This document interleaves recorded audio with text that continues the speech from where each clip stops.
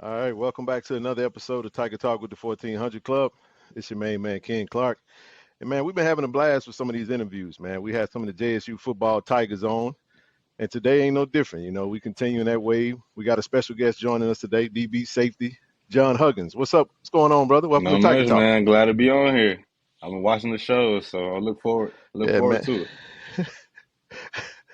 Yeah, man, we had to get you on, man. We take questions from our listeners and those that tap in, and they requested you, man. So I had to come and see if you can come on the show, and we appreciate you for blessing us with your presence, brother. Appreciate you, man. How's everything going with you, Everything's though? going How's everything everything's going? going well, man. Just looking forward coming into my last year. Um, just trying to leave it all out there, man. I know I left a couple plays out there last year, and I feel like I could have did better in some areas. So just cleaning it up and getting ready for this big season. There it is, man. Well, you jump right into it. So we'll pull a little bit more meat off the bone when it comes to that. I know you guys have been having a pretty action-packed, off season, man. Camp getting ready to start, man. So I know you're ready to get rolling. When you guys get going? I think we start Friday, man. I think we got a conditioning test Friday, and then the ball starts rolling on Monday. And then, all eyes on FAMU, so ready for that game, man. Rest of the There, season. there it is. There it is. So before we jump into all the good stuff, I always like to get the school stuff out of the way. You just mentioned this your last year, so this will be your last Yeah, I football got year. 2 years of eligibility left, but yeah, this will be my last football year. Plan on leaving it all out there on the field and leaving the rest in God's hands, man. Yeah. There you go. So yeah, got 2 years of eligibility, but you're trying to, like I said, this your money year, man. I see a lot of that. COVID changed a lot of things with just eligibility and everyone kind of getting that extra year. I mean, it's cool if you do need it, but I like the mentality that you're going into it. You're going in trying to cash in now, don't want to leave nothing For out sure. there, and I want to get a little bit more out of that for our listeners and for those that tuned in, and so they can learn a little bit more about you. You kind of like the quiet, just blue collar DB that just do For work. And we wanted to get you on so you can come in and kind of tell your story, man. So when is graduation for you? You getting ready to graduate, or you Yes, I already graduated graduated? this spring, and I got about 18 more credits left, so it's about 7 more classes. So I'll be done. I'll be done this spring. Nice, nice, man. So what was your major? I know the NFL, XFL, or even USFL. We know professional football is more than likely the NFL, man. aspiration. That's the But aspiration. talk to us a little bit about your. I know. What's your major though? We'll get into a little bit of after football. Uh, my ma- What do you want to do professionally after you get done My with major football? is interdisciplinary studies, so it's a mixture of really everything, all kind of studies. And I want to be a college coach, so I feel like playing football at a high level, it goes hand in hand with also, having a bachelor's degree. And yeah, that's my ultimate aspiration when football's all said and done. Now you got to say that a little slower again for those. Say that one more time. Say that one more Interdisciplinary time. studies. Interdisciplinary studies. Somebody was gonna hear that and say interpersonal skills training or something. You know how we you say one thing and they say something No, for totally sure. different, man. But anyway, let's jump into it, man. So I'll start here with it. I've asked this question to a lot of your teammates. We've had three of your defensive teammates, but you're our third defensive Hmm. back. But before we even get into like the position and stuff and expectations, one of my favorite additions to the staff this offseason was Coach Mo Sims, strength and For sure. conditioning coach, coming in from the Georgia Bulldogs, national championship winning Georgia Bulldogs. Talk to us a little bit about, what he's brought to the table and maybe how things have changed for you guys in the offseason conditioning as you get geared up for this 2022 season. Man, he's been big. He's been big. In regards to our body, developing our body and being in shape, being ready for this season. I mean, he has a dog mindset, so I feel like we can incorporate that dog mentality into on the field and off the field, and especially in the weight room. I mean, ain't no joking around in the weight room with him. I mean, he's all about business. So it's been a good addition. It's been a good Yeah, addition. we saw something. I mentioned this to Devontae Davis. We had him on the show not too long ago. We saw you guys out there running that vet, man. I hadn't seen Man, that in a while. And I want to get your take on it, man. How the bet is Hey, big, man. For those that don't know, we play in the vet. Talk to us about, man, how it felt to run up and it down was them tough. stairs, I ain't man. gonna lie, it was tough. I mean, it'd be hot out there. It'd be about 95 degrees on a good day. So, I mean, it was tough, but it's all good work, man. All work is good work. So, I mean, I'm glad that he came and he's a part of our Hmm. staff, and I'm ready to get the thing rolling, man. There it is. There it is. So as for you, you participated in junior, in the junior pro day on campus Mhm. earlier this year. Tell us about your experience and how that went Uh, for you. Ultimately, I feel like I made the best decision that I could have made and participating in that junior pro day. I got to run in front of guys, and they got to see how I look and see how I can run and see how I can perform. And I feel like they liked what they saw, so it was really beneficial towards me and my future. Yeah, man. Well, word on the street was, man, you turned some heads. Now that's why I had to ask you about it. What's that 40 time look And like? I want to confirm that some of these rumors we've been hearing is true, man. Tell us what you ran in the I 40, clocked out man. a Come on now. 4.38, 4.38, man. Woo! 4.38. Is that your fastest Fastest time you've ever time, run before, or is it fastest you've time I seen ever better? ran, but I want to run faster. Oh my goodness, man. Hey, so what was it like, with you, playing with your former teammate from the Florida Gators, man, James Houston, who just got drafted. He's our 100 draft pick, man. Speaking of the NFL Junior Pro Day, and what you hope to have gotten from it. Talk to us about what James Houston getting drafted this past season meant to you, and what your Man, that was big, expectations are. not only for us, but for HBCUs. I mean, uh, when James was in the portal, I had told the coaches about him, and I was really pushing for him. He's a great guy. All he needed was a shot. I feel like at Florida, he didn't get the shot that he deserved. And when he came here, and Hmm. we brought him in, and the rest is history. And man, he took control on the field. He's a powerful guy. He's all about work too. So I feel like that's my guy right there. But man, uh, man, he's a great dude, man. That's all I can say. All the work he's put in. I know his family's really strong and behind him, and he got everything he Hmm. deserved, and not only for us, but HBCUs in general. He set the standard, and I feel like there are going to be a lot of Hmm. guys coming in the next couple of drafts. So he set the standard for not only us but everybody. There it is, man. He was one of four that was selected, and some of the things that you said, I kind of want to get your take. I know word was James was not just on the field doing his thing, but he was Yeah, the best that stood out at Detroit Lions camp. That was yeah. huge, man. I just love that sound bite, and for someone like you that been teammates in both places, and you know him on a more personal, in depth, and teammate level. When you hear something like that, how does I mean that that make you feel? When you hear that something about motivates like me to that. the fullest. I mean, just knowing that it can be done. I mean, and it will be done. Just to see it from eye to eye, just to Mhm. start from somewhere and to see him grow and how he grew up, not only as a player, but as a man. I mean, that's my guy. That'll always be forever my guy, and I'll always hold it down. And that's it's truly motivating, honestly. Yeah, yeah. Now you mentioned when he was in the portal. Let me ask you this: so you had already Mm, committed prior to that? Because I know he kind of came in late. I think James came around almost like July, man, when he finally joined the team. Man, it was like in almost late middle of the summer.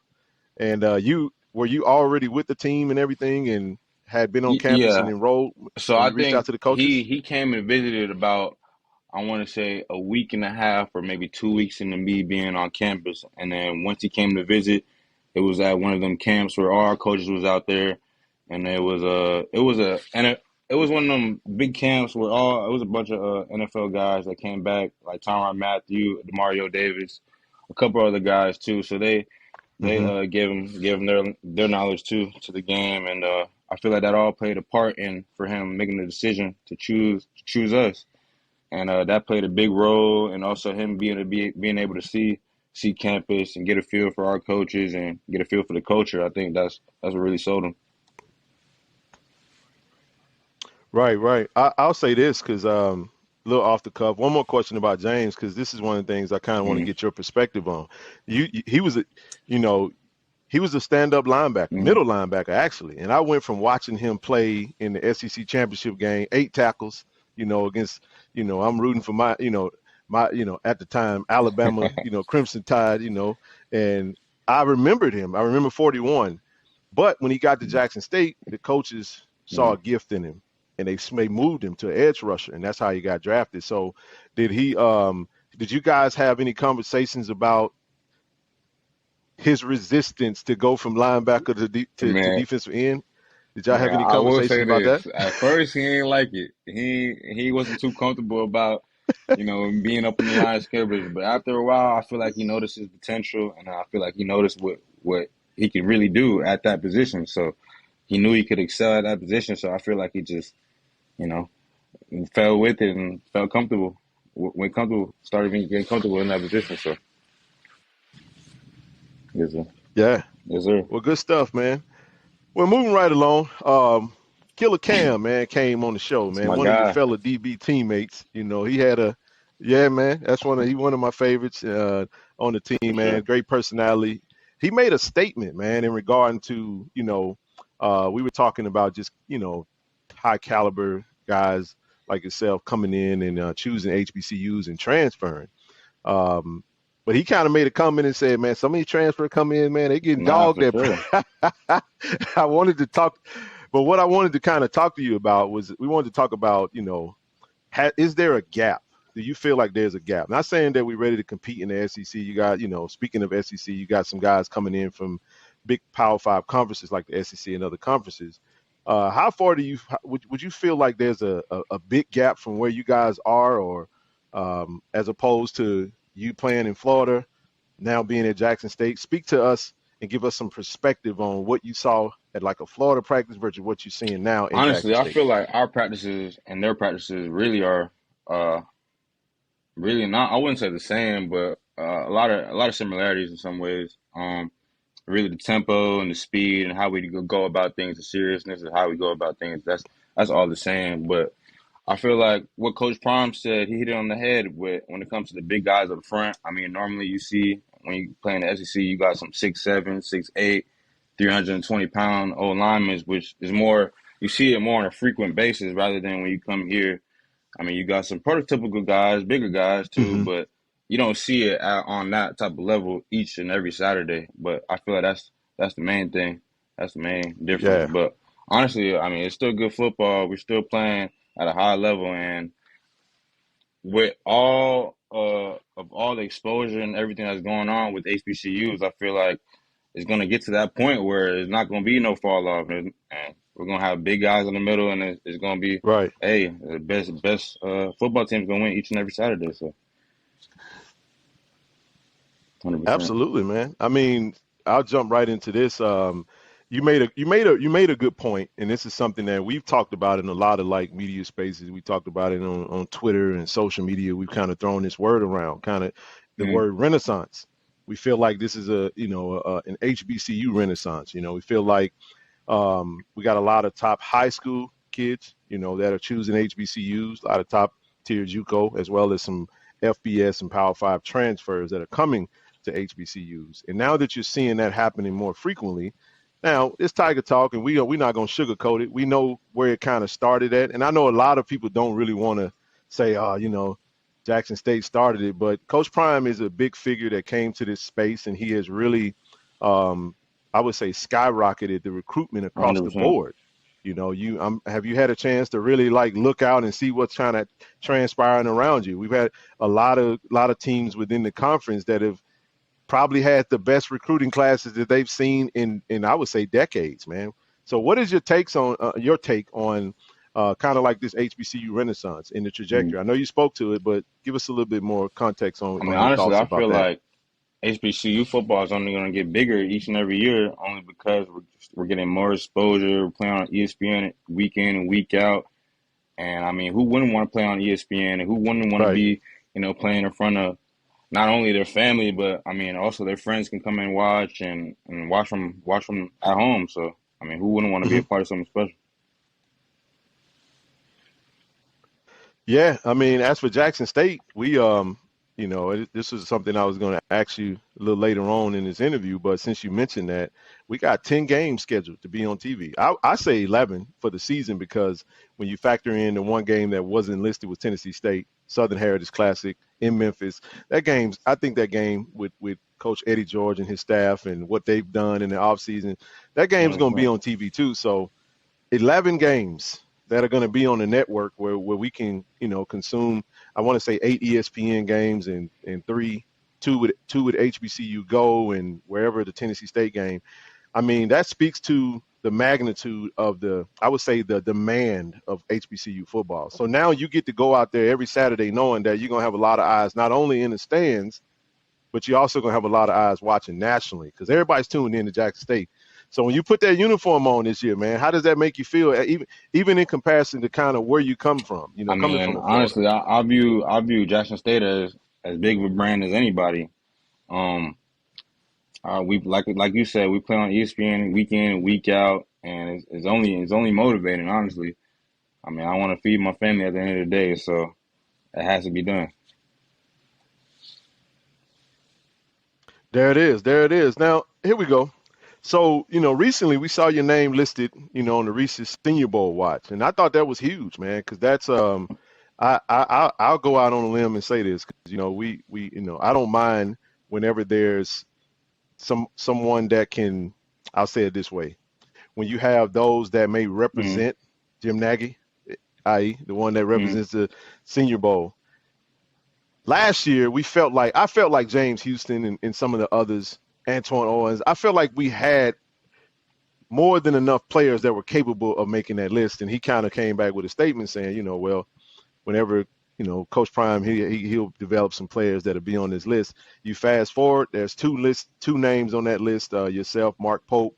I thought that was huge, man, to see your name on that list. I wanted to get your take on that when you saw it and what your thoughts about that and kind of It made me how feel that made great, you feel. honestly, that my work isn't being unnoticed, but also at the same time, I can't be too big on it because it's not no invite yet. It's just a watch list. So at the same time, I know I gotta do what I have to do on the field to make sure I am in that bowl game. So I just gotta handle my business, and it'll all Right. happen. It'll all fall in place. There it is. I'll say this, man. I think just in order to make the list, in order to make the team, you gotta at least be looked at. So I think half the battle is there. Like you said, the rest is how you go out and perform this season. And I think, man, you guys are primed for a phenomenal 2022 campaign, man. So moving right along, one thing I did want to get your take on, 2021 though was a historic year for Jackson State football. We finished 11-2, won the SWAC championship, first SWAC championship since 2007. Um, how does it, in your own words, give me your take on? I'll say it this way: we won the SWAC championship, but we came up a little short in the Celebration Bowl in Atlanta. What's your thoughts on the season and how you guys finished Uh, that year, that Ultimately, season? overall, I feel like we took a huge step forward. But I mean, we would have loved to finish on the high note, but which didn't get done. But it was a huge step in the right direction, I could say. Um, it was just a stepping stone to a dynasty that's getting ready to be created. Starting now. I like that. I like that. I mean, you swept the SWAC. So, I know we get a lot of flack from some of our SWAC compadres. It's a lot of love, man. A lot of love, but on Saturday, man, For sure. It's all Jackson State, man. But so probably an obvious question. I'll ask you this. What are your expectations for this Be cricket bowl 2022 season? champs. Be cricket bowl champs. Those are my expectations. Mm, Get drafted and to have a phenomenal season. I'll leave it all out there on the field. Uh, just be just be there with my teammates, have fun, enjoy this game, and leave my mark. That's my expectations. love it, man. Love it. Now, so your Mm-hmm. position is listed as safety, right? So you use that strong safety, free Safety, safety, honestly, safety, DB, DB, DB. You can say whatever. DB. Yeah, I see you. You know, you've lined up in the nickel sometimes, man. And we've even toyed around when we've done kind of like some of our position breakdowns. We like, man, John, with his size, he can kind of move up into that hybrid linebacker Okay. position. We had some fun with it.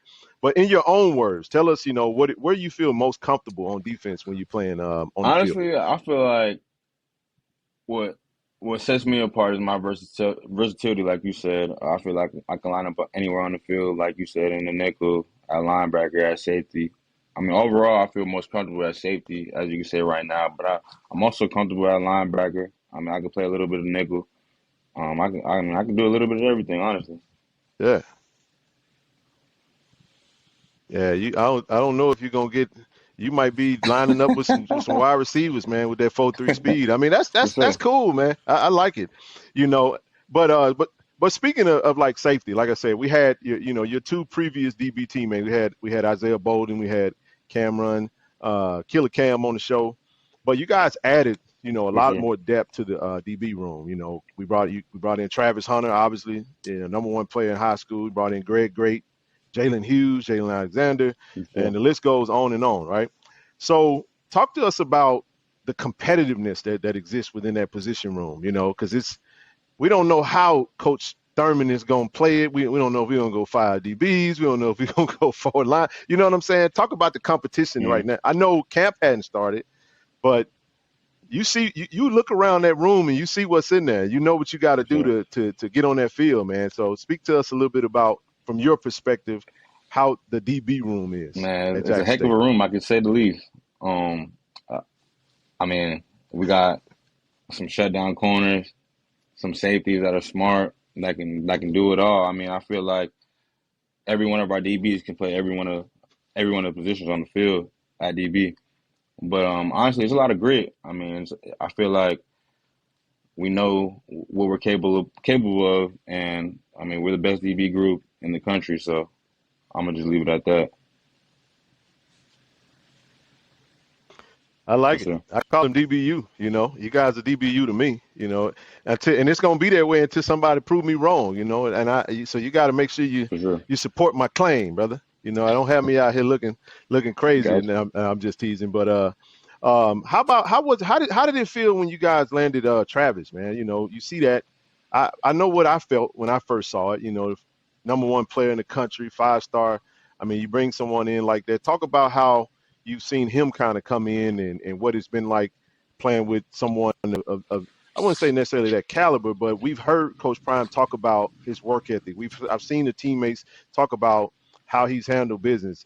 In your own words, since he's a part of that DB room that you're a part of, give us your perspective on, I mean, on he's a Travis grown and what man in you've an seen so far. 18-year-old body. He handles business. He handles business, I can say the least. I mean, he's always first in line. He's always asking questions, and all I can say is he handles business. He does truly that, and I appreciate. Oh, my bad, my bad. Yeah, but yeah, he handles No, business, you man. good. I see you. He goes into work with the right mindset, to get better each and every day, and he leads by example. I mean, Hmm. he's gonna be one to watch for the years to come for sure.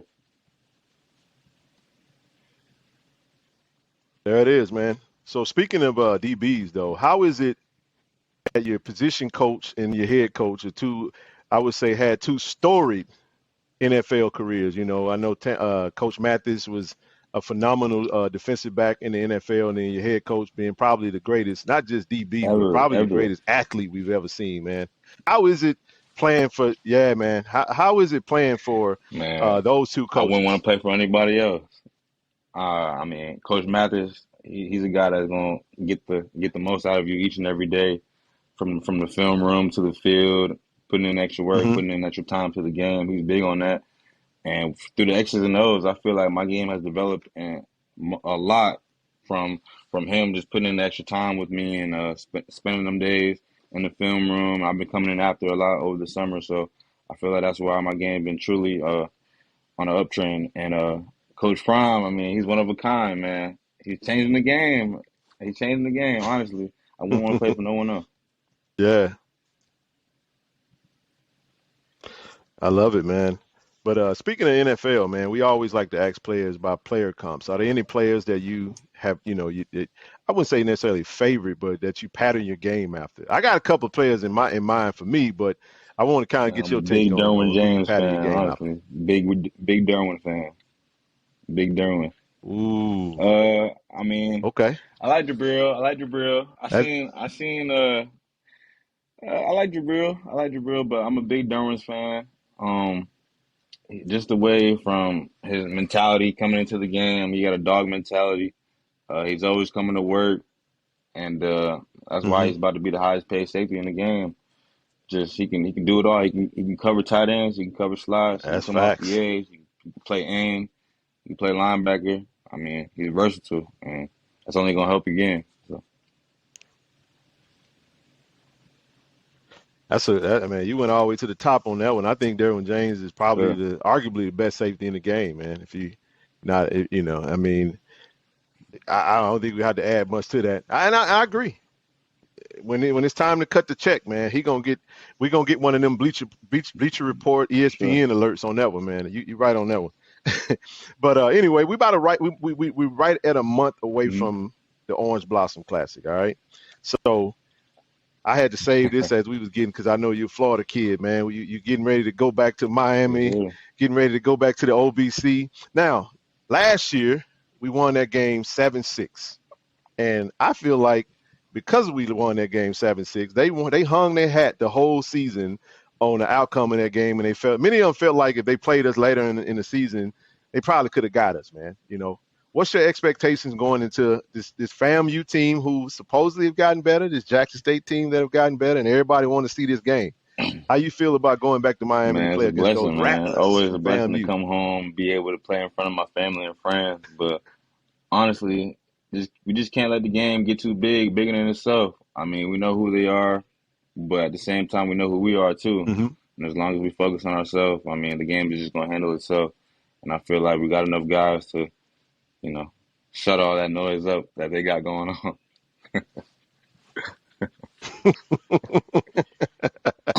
Nah, it's mostly me. You guys handle the business. We banter and have fun on Twitter, but we talk a little smack. In the end, we be in the concession stand, dapping it up, having Yeah, fun, for sure. exchanging numbers. It's all love in the end. But Yeah, for sure, 100%. we definitely want that win though.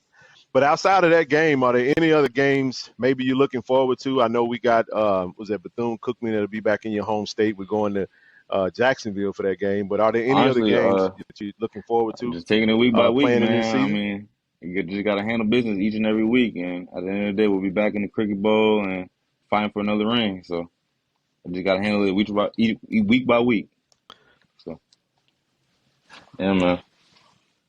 There it is, man. I thought you was gonna say Southern. I thought you were gonna say Southern. I know you, man. You had that was arguably Nah, for sure. statistically your best game down in Baton Man, Rouge. That turned out to be a rowdy game, man. Made a couple man. of game saving tackles, and I think you had your season high in tackles in that game. So I said, man, John show up in the big Nah, for moments, sure. man. He was That ready. was a big I game, love man. That was a hostile game, too. it. Woo. Yeah, they coming. So they travel deep when they come to Jackson, man. So I told someone Oh, yeah, today, I for said, sure. man, I expect that game honestly to sell out, in my opinion. I think SWAC Media Day was just around the corner, and a lot of the a lot of the media representation picked their sides. Hmm. They picked Jack State to win the East, Southern to win the West. I said, I know who'd be happy about that. The SWAC would be, because that'll be a big time game, man. For So, sure. we got to get them again. They was getting us for the past few seasons, but I sat there and watched that game on edge, man. And when we Man, pulled it out at the end, I couldn't do nothing but laugh, man. So I appreciate that, brother. for sure. I appreciate that. But anywho, man, we're gonna get ready to close this out, man. We wanted to get you on, man. I appreciate you for coming on. But before we get out of here, man, so all of our listeners and all of those that are tuned in, drop your social media for all your platforms so they can come and follow you on For IG, sure. follow You you can on follow Twitter, me show on you some love, Instagram man. at JHUG, JHUGG06. You can follow me on Twitter at JHuggins_23. That's really all I'll be on. So you can hit me up on either one. All right, all right. Well, you heard it, man. Like I said, this Tiger Talk with the 1400 Club. We got Big John Huggins on the show today, man. I appreciate you for coming in and giving us a little bit of your time, bro. All the best to you. I'm definitely rooting for you, and I know you guys are gonna do well, man. So, you know, as always, man, we ended with Go a Tigers, go man. Appreciate the Tigers. time. The I love, man. For sure. You too. Yes, sir.